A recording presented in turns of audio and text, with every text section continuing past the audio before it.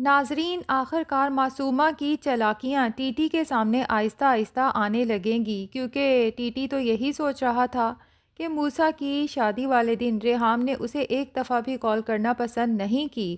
اب جب کہ اسے یہ پتہ چلے گا کہ ریحام تو اسے کالز پہ کالز کر رہی تھی، لیکن معصومہ نے ٹی ٹی کا موبائل ہی آف کر دیا اور اس کے بعد اس کی کالز ہسٹری بھی ڈیلیٹ کر دی تاکہ اسے یہ پتہ ہی نہ چلے کہ اس کا بیٹا اور ریحام اسے کالز کر کے بلانا چاہ رہے تھے۔ فی الحال تو معصومہ کو یہ فکر لاحق ہو گئی ہے کہ ٹی ٹی کہیں اپنے بیٹے کی محبت میں کوئی ٹرسٹ ہی نہ بنا دے اور باقی کی ساری دولت اس ٹرسٹ کو ڈونیٹ کر دے۔ حالانکہ معصومہ کی اوقات سے بڑھ کے ٹی ٹی اسے دے چکا ہے، ایک گھر، گاڑی اور اس کے علاوہ کچھ کروڑ روپے اس کے بینک بیلنس میں بھی جمع کروا چکا ہے۔ لیکن معصومہ اور اس کی ماں سوچتی ہیں کہ اب جب کہ ٹی ٹی کا ایک بیٹا مر چکا ہے تو اس کی ساری دولت پہ معصومہ اور اس کے ہونے والے بچے کا حق ہے، وہ کسی اور کے پاس نہیں جانا چاہیے۔ اس لیے معصومہ کی ماں اسے مشورہ دیتی ہے کہ تم ٹی ٹی کا آفس جوائن کر لو، اس طرح تم اس کے پاس بھی رہو گی اور آفس کے معاملات سے باخبر بھی رہو گی کہ پیسہ کہاں سے آ رہا ہے اور کہاں انویسٹ ہو رہا ہے۔ اب پہلے تو ٹی ٹی معصومہ کو آفس آنے سے روکنا چاہتا ہے، لیکن جب معصومہ اسے ایموشنلی بلیک میل کرتی ہے کہ میں ڈاکٹر کے پاس چیک اپ کے لیے گئی تھی تو ڈاکٹر نے خاص طور پہ تاکید کی ہے کہ میرا سٹریس لینا بچے کے لیے نقصان دہ ثابت ہو سکتا ہے۔ اگر آپ نے مجھے آفس جوائن کرنے کی اجازت نہ دی تو آپ کو نہیں پتا کہ مجھے کس قدر ٹینشن ہوگی، سٹریس ہوگا، اور میں چاہتی ہی کیا ہوں، صرف یہی نہ کہ آپ کے آس پاس رہوں، آپ کی موجودگی کا احساس مجھے ہوتا رہے۔ موسیٰ کی ڈیتھ کے بعد معصومہ کی محبت بھری باتیں تو ٹی ٹی کو کچھ خاص پسند نہیں آتی، کیونکہ اسے یہی لگتا ہے کہ موسیٰ اسی عورت کی وجہ سے اس دنیا سے گیا ہے۔ لیکن ہاں، اب چونکہ معاملہ اس کے ہونے والے بچے کا ہے تو وہ نہیں چاہتا کہ اس کے ہونے والے بچے کو کوئی نقصان پہنچے، اس لیے معصومہ کے اس جھانسے میں آ جاتا ہے اور اسے کہتا ہے کہ ٹھیک ہے، کل سے آفس آ جانا۔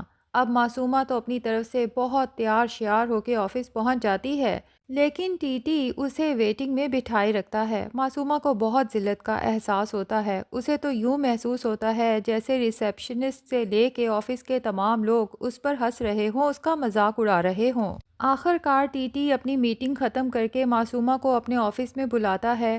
معصومہ سوچتی ہے کہ مجھے ٹی ٹی سے کیا کنسرن، میں تو یہاں پر دولت پر نظر رکھنے آئی ہوں، اپنا کام نکلوانے آئی ہوں۔ اس لیے تھوڑی دیر پہلے اسے ٹی ٹی پر جو غصہ آ رہا تھا ویٹنگ میں بٹھانے کا، فوراً ہی اسے دل میں دبا کے چہرے پہ جھوٹی مسکان سجا لیتی ہے اور پھر اپنے اگلے ٹارگٹ پہ کام کرنا شروع کر دیتی ہے۔ ٹی ٹی سے کہتی ہے کہ آخر آپ نے مجھے ٹی ٹی ہاؤس کیوں نہیں رکھا، کس وجہ سے مجھے خود سے دور رکھا ہوا ہے؟ اب تو وہاں پہ موسیٰ بھی نہیں ہے جسے میرے اور آپ کے رشتے پر اعتراض تھا۔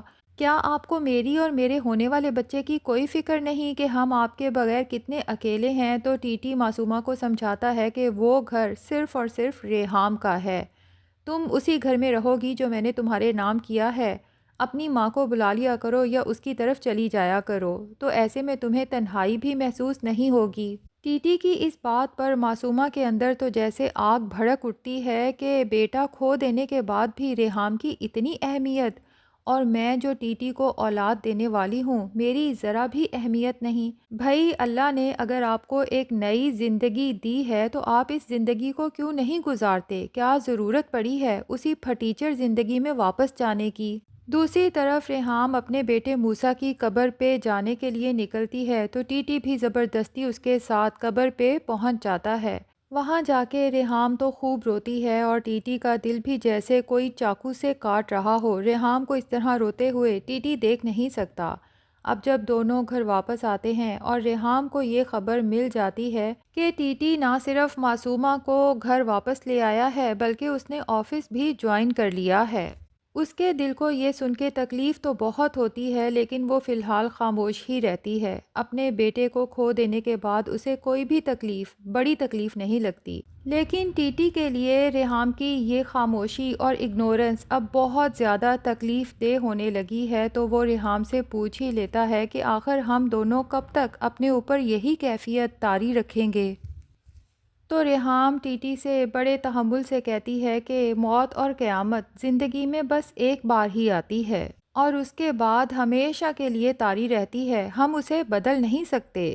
ہاں لیکن تم بدل سکتے ہو، تمہیں کیا پرواہ، تم تو اپنے بیٹے کی قاتلہ کو گھر لانا چاہتے تھے نا، اور اب اسے آفس میں واپس رکھ لیا ہے۔ وہ تو چاہتی ہی یہی تھی کہ وہ اکیلی یہ سارا بزنس، سارا کاروبار سنبھالے۔ اس کی خواہش تھی ہی یہ کہ موسیٰ مر جائے اور وہ اکیلی ہر چیز پہ قبضہ کر لے۔ تو جو اس کی خواہش تھی اسے وہ سب کچھ مل گیا اور اس کی خواہش پوری کرنے والے تم ہی ہو۔ لیکن ٹیٹی ریحام کی یہ بات سن کے کہتا ہے کہ آخر اس سب میں معصومہ کا کیا قصور ہے؟ اس نے تو موسیٰ کو نہیں مارا، موسیٰ نے تو خودکشی کی ہے۔ تو ریحام طنزیہ ٹیٹی پر ہنستے ہوئے کہتی ہے کہ اچھا، تو تمہیں اس کی کوئی غلطی، کوئی قصور نظر نہیں آتا؟ میں نے اس دن تمہیں کتنی کالز کیں، کتنے میسیجز کیے، موسیٰ کتنی تکلیف میں تھا کہ ایک دفعہ بابا آ جائیں، اور اسے پوری امید تھی کہ بابا مجھ سے جتنے بھی ناراض ہوں لیکن میری شادی میں ضرور شرکت کریں گے۔ تم نے شرکت تو کیا کرنی تھی، خود سے میرا فون تک اٹینڈ کرنے کی زحمت گوارا نہیں کی۔ تو ٹیٹی ریحام سے کہتا ہے کہ مجھے صرف ناصر کی ایک آدھی کال ریسیو ہوئی تھی، تمہارا یا موسیٰ کا نہ تو کوئی میسج ریسیو ہوا نہ ہی کوئی کال ریسیو ہوئی۔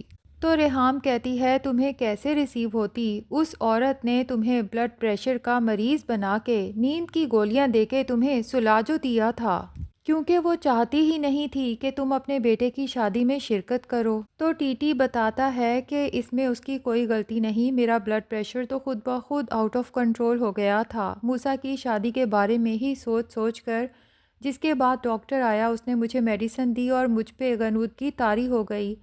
تو ریحام کہتی ہے اچھا، صبح اٹھ کے کیا تم نے اپنا فون چیک نہیں کیا؟ تو ٹیٹی بتاتا ہے صبح اٹھ کے چیک کیا تھا لیکن اس میں تمہارا یا موسیٰ کا کوئی میسج، کوئی کال نہیں تھی۔ تو ریحام ٹیٹی سے کہتی ہے تمہارے فون میں میسیجز اور کالز کیوں ہوتے؟ اس عورت نے ہمارے کالز اور میسیجز ڈیلیٹ جو کر دیے تھے۔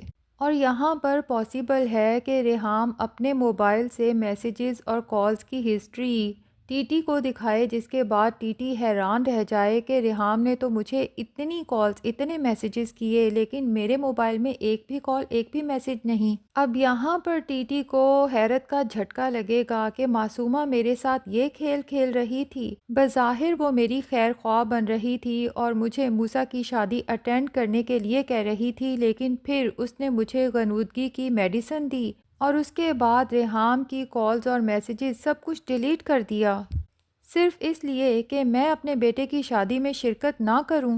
اس عورت کی وجہ سے میرا بیٹا اس دنیا سے چلا گیا اور میں اسے اتنی عزت دے رہا ہوں، اسے گھر، گاڑی، بینک بیلنس، حتیٰ کہ اسی آفس میں اسے پھر سے رکھ لیا ہے جہاں میرے بیٹے کو اس کا وجود بالکل بھی برداشت نہیں ہوتا تھا۔